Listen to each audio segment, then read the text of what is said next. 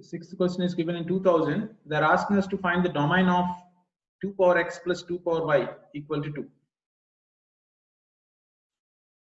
So if you look in this direction, it looks like x can be any real number. If 2 power x is alone, if the 2 power x is alone, then the domain is all real numbers, because the 2 power x is defined for every real value.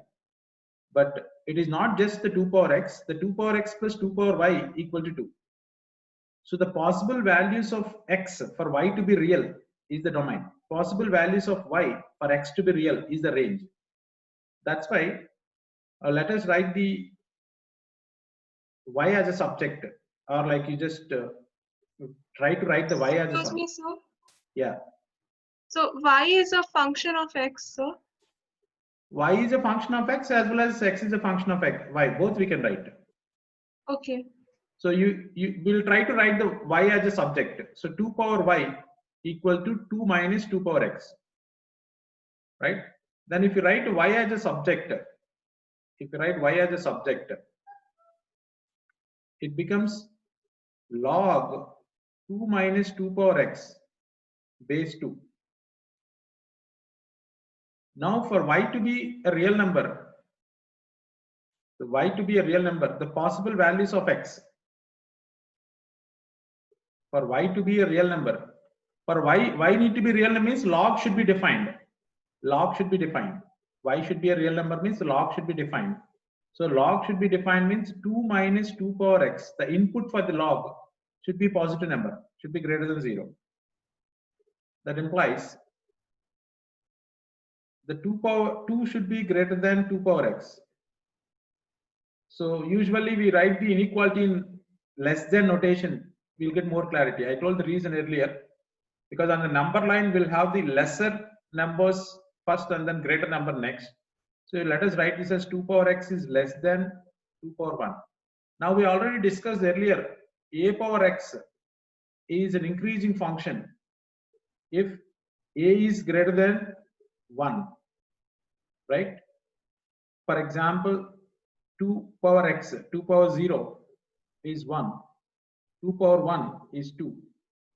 Like this, you get the graph of a power x like this, increasing function.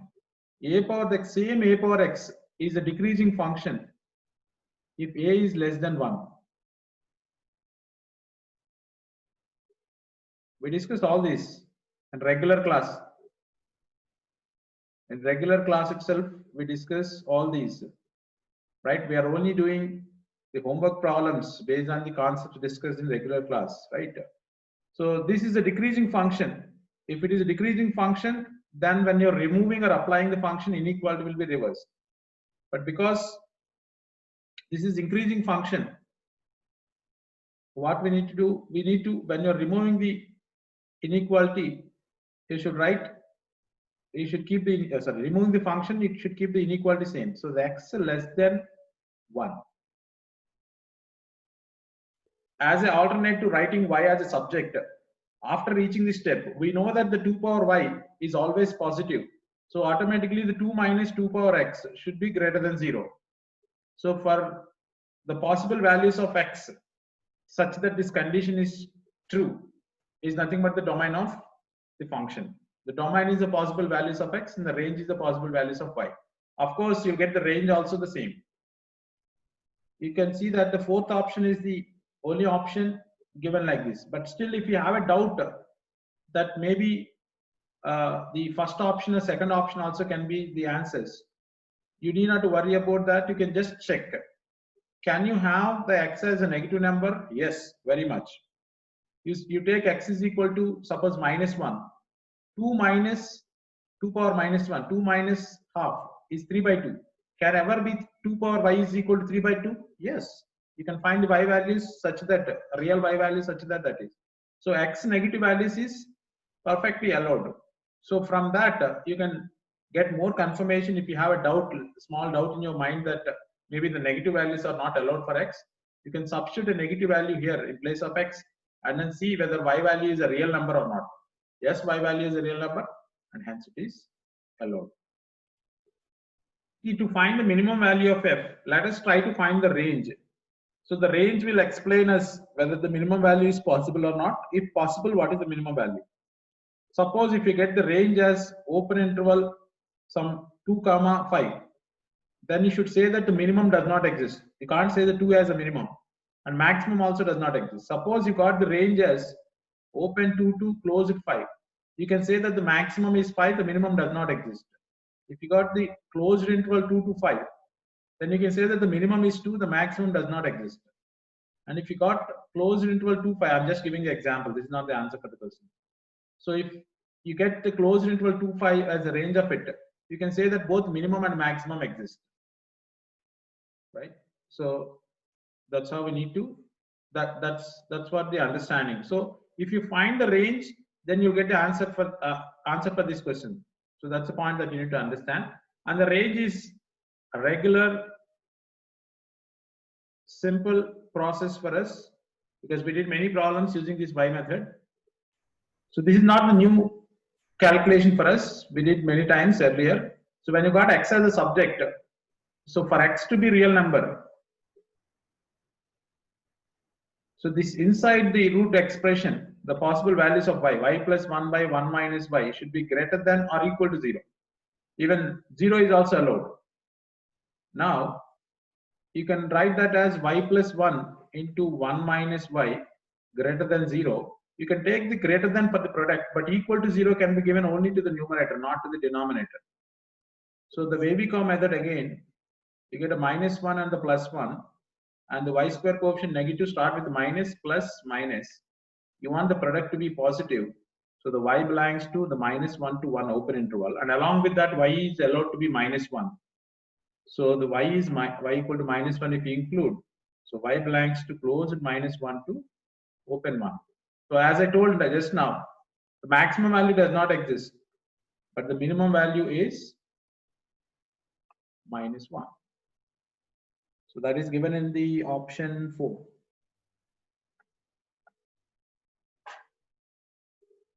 So we need to verify the options one by one.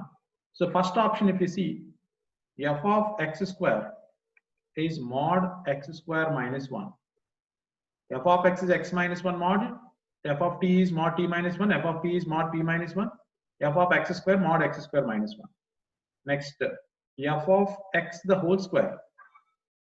So the f of x is mod x minus 1, the whole square. When you're squaring the modulus, keeping and not keeping the modulus doesn't make much difference. So the mod x minus 1 the whole square or x minus 1 the whole square. See, the x minus 1 the whole square can never be equal to x square minus 1. Can never be means for a particular value of x, it can be equal, but it is not equal always. But the question asked is, which of the following statement is always true? So it is not 1. Next, if you move to the second, instead of second, let us verify third one. Because usually we'll feel like this is easy because one variable x is there. This is a little difficult. So let us verify the simple one first. So the f of mod x equal to x should be replaced with mod x. That's what f of mod x. The RHS mod of f of x. So take the modulus for the output. So basically outside modulus keep as it is, f of x replaced with this mod x minus 1.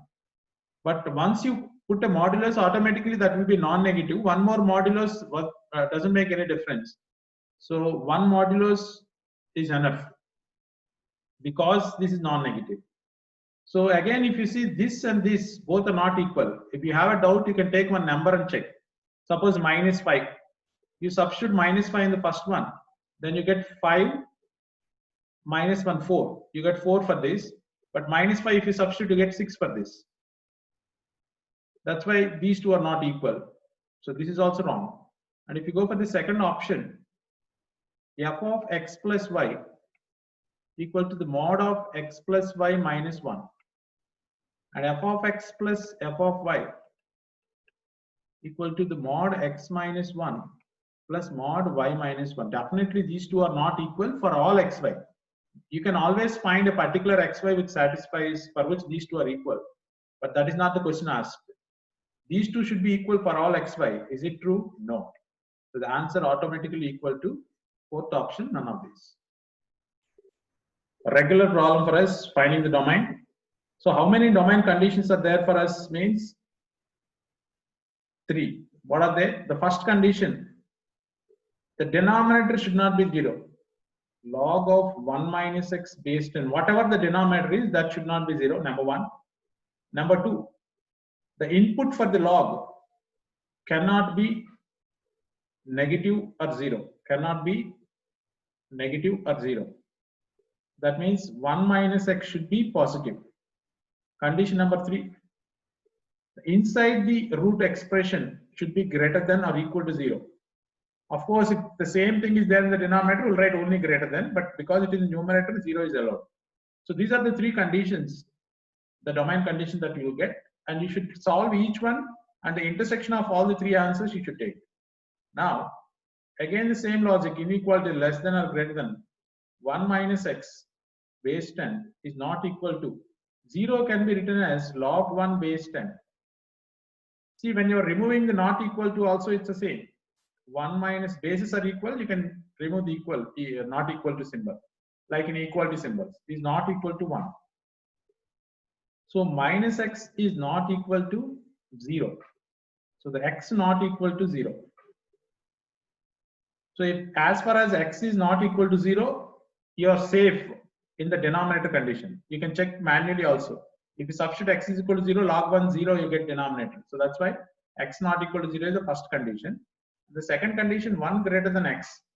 Usually we'll write less than format to the condition, we can understand better. X should be lesser than 1 and not equal to 0.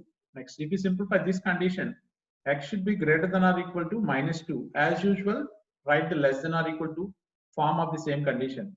If you put these two together, minus 2 is less than or equal to x is less than 1. That means x belongs to closed minus 2 to open 1, but not equal to 0. Final answer, x belongs to these two together, we are getting this answer. And if you include this not equal to 0 also, minus 2 to 0 union 0 to 1. But sometimes you need to pick the option, write the answer in the form of options are given. So the option is given in this format, minus 2 comma 1 excluding 0. This is what they are given. So that is in the option 3. That's the answer. If you observe carefully, x naught y naught is a solution of these two equations, means x naught y naught point satisfy these two. Basically, you have two unknowns x and y and two equations. If you solve those two equations, you'll get x naught value and y naught value, the point of intersection of these two curves, kind of that. So, and for the point of intersection, you only need to find the x coordinate. So let us eliminate y. But when you're eliminating y, there is a need of writing y as a subject in one of the equations and substituting. Directly, if you try to substitute y from one equation in another equation, calculation is a little tough. That's why let us try to convert everything in terms of logarithms. That means if we consider the first inequality, 2x the whole power ln 2 equal to 3y the whole power ln 3. Apply log on both sides. If two numbers are equal, their logarithms also should be equal. So ln 2x power ln 2 equal to ln 3y power ln 3. So then log a power m formula is there, the m log a. If you use that, ln 2 into ln 2x equal to ln 3 into ln 3y. So if you observe the other equation, that is also in terms of ln x, ln y. So we'll plan to apply the same ln on both sides of that equation. Because the other equation will be in terms of ln x and ln y. So yeah, ln is the log with the base e. Log with base e is simply written as ln. When you write ln, it is understood that the base is e, right? So the ln2 ln 2x. So even this also, let us try to write in terms of ln x, ln y. Sir, already in ln x, ln y, the unwanted 2 is there. So ln 2 into ln 2 plus ln x equal to ln 3 into ln 3 plus ln y. Right? So now let us go for the other equation also. So 3 power ln x equal to 2 power ln y. Now if you apply the ln on both sides, ln 3 power ln x equal to ln 2 power ln y, then this equation is converted into ln x into ln 3 equal to ln y into ln 2. So now from this, you try to substitute ln y value in this. So write ln y as a subject here. Then what it becomes? Ln y equal to ln x into ln 3 by ln 2. So substitute in it. So let us open the bracket here before substitution. Ln 2 into ln 2 whole square plus ln 2 into ln x equal to ln 3 the whole square plus ln 3 into ln y. So ln y already we have as ln x into ln 3 by ln 2. Now let us write all the ln x terms one side and the non-constants one side. Then you get ln 2 the whole square minus ln 3 the whole square one side equal to, if you bring this to the LHS, ln x take common, then ln 3 the whole square by ln 2 minus ln 2. And then what it becomes? Equal to ln x into ln 3 the whole square minus ln 2 the whole square by ln 2. If you observe carefully, the LHS and RHS, you have the same expression with the minus multiplied. So you can see that if you cancel both of them, you get minus 1 equal to ln x by ln 2.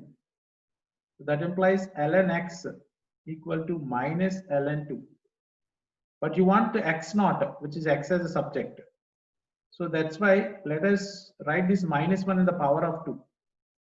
ln 2 power minus 1. Because both sides the ln is same with the base e, you can remove that. Equality we can simply remove. X is equal to 2 power minus 1. That implies x is equal to half. The answer is third option. So this we already discussed in the beginning, that what are the natural numbers, whole numbers, integers, rational numbers, irrational numbers. Suppose if you write the log 7 base 2 as x, then 2 power x equal to 7. So the 2 power some number equal to 7. So that number cannot be integer. None of the integers as a power of 2 will give us 7. So this is ruled out. And not even a rational number. Not even a rational number. You won't get the terminating decimal. None of the roots of 2 will give us 7. Right, with the rational number 2 by 7 or 5 by 6 or something like that. So you won't get a terminating decimal as a power to get a 7. So when you get 2 power something is equal to some what is that 2 power something is equal to 8 means you get rational, or like some 4 means you get rational. All these the 2 powers you get rational. Even that 8 root 7, 8 root 2 if you want, then also you get rational. Basically, if you need the root number, then you get the rational. Otherwise, you won't get it. So the rational is also not allowed. And obviously, it is not a prime number when it is not an integer. So it should be an irrational number. We know that the non-terminating, non-repeating decimals in the powers only will give us like this. but this kind of, that's why the logarithms is introduced. As x is a non-terminating, non-repeating decimal, the non-terminating, non-repeating decimals are called irrational numbers. That's why the irrational number is the correct answer.